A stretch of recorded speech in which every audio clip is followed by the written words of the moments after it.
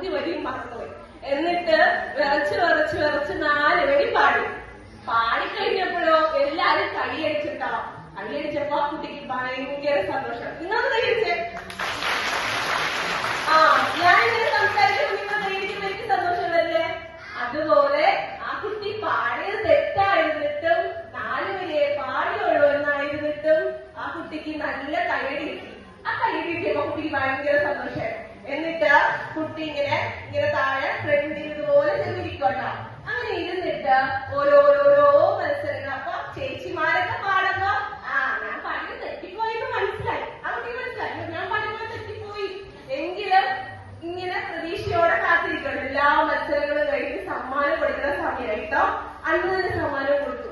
അപ്പൊ ഇങ്ങനെ ഓരോരുത്തരുടെയും പേരുകൾ വിളിക്കാതെ ഇന്ന ലളിതകാലത്ത് ഇങ്ങനെയാണ് ഇങ്ങനെ ഓരോരുത്തരായിട്ട് പേര് വിളിക്കണോ, വന്ന് സമ്മാനം മേടിക്കണോ, കൈയടിക്കണോ, തിരിച്ചു പോകണോ. ഈ കുട്ടി എന്താ വിചാരിക്കണേ?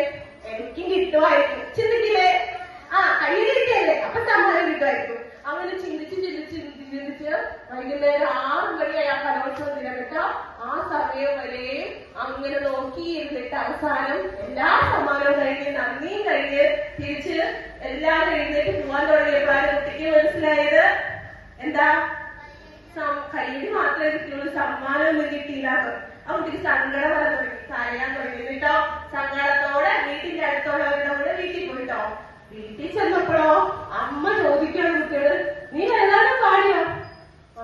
പാടി.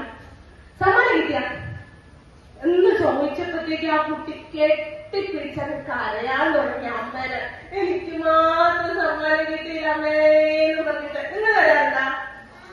ഇല്ലേ? പക്ഷെ ആ കുട്ടിക്ക് ഭയങ്കര സങ്കടമായി, കരയാൻ തുടങ്ങി.